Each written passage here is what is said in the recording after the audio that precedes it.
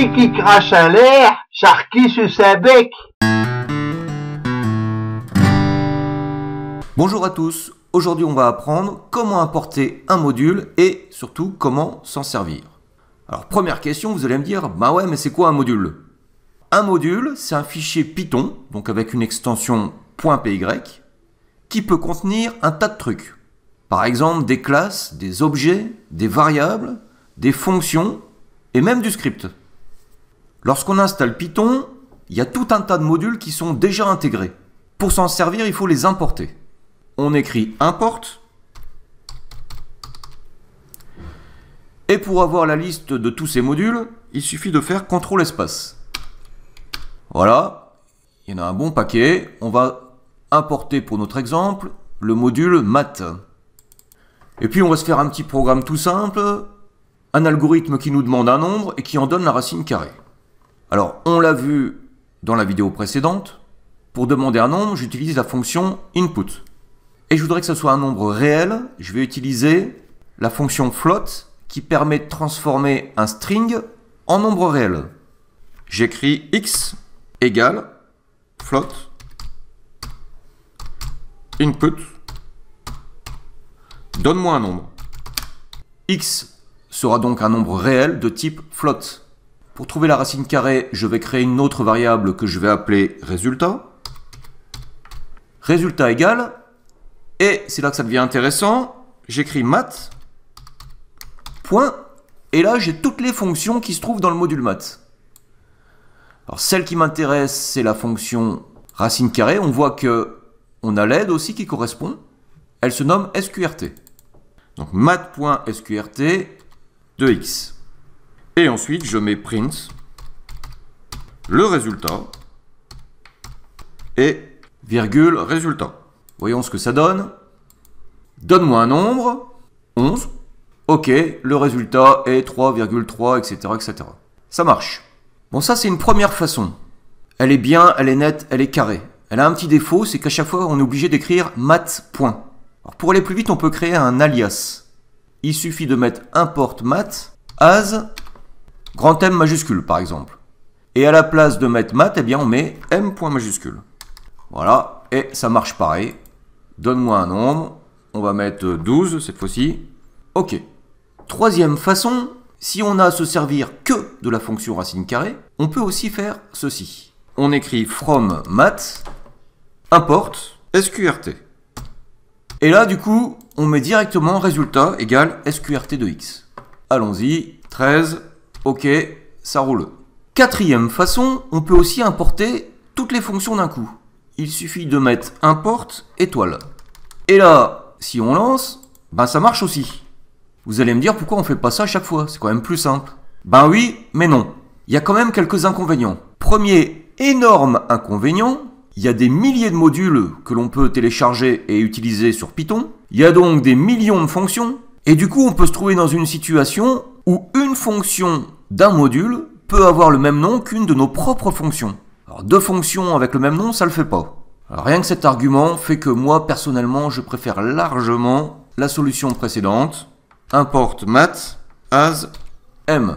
Deuxième argument, avec l'éditeur, on peut utiliser cette aide qui est quand même pratique. On fait m point et on a toutes les fonctions. Ce que l'on n'a pas avec l'autre méthode. Et puis troisième et dernier argument, vous allez voir que pour progresser en informatique, il faut de la rigueur. Et bien le fait de mettre m point, on sait que la fonction sqrt appartient au module math. C'est plus carré. On vient de voir qu'il y a des modules qui sont intégrés avec Python.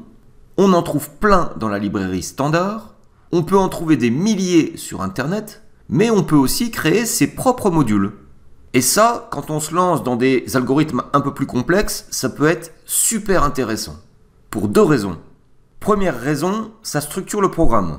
Par exemple, on peut imaginer un module où on ne mettrait que les fonctions de mathématiques. Et du coup, dans le reste du programme, on n'a pas besoin d'écrire ces fonctions.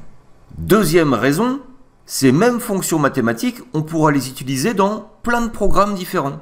Alors, voyons tout d'abord la solution la plus simple pour créer son propre module. On fait fichier, nouveau module Python, et on l'enregistre dans le même répertoire que celui qui contient notre programme. Je vais l'appeler module fonction de maths. Enregistré. Alors, je passe sur les détails, mais dans ce module, j'ai créé deux fonctions.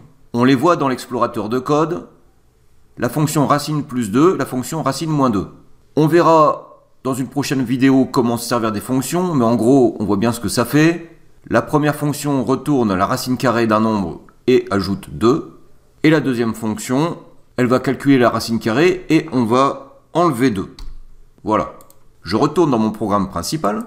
Et cette fois-ci, je vais faire import module fonction de maths as m. Et puis je vais mettre m point racine plus 2. Voyons ce que ça donne. Il me demande un nombre. Je vais mettre 16.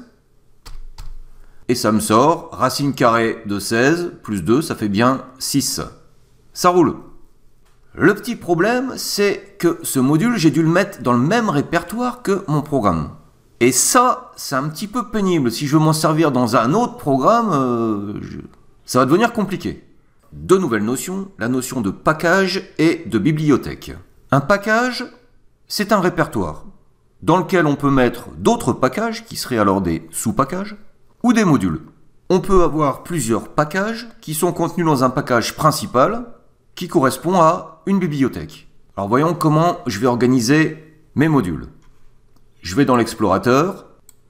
Dans le répertoire Python, j'ai plein de petits programmes que j'ai réalisés.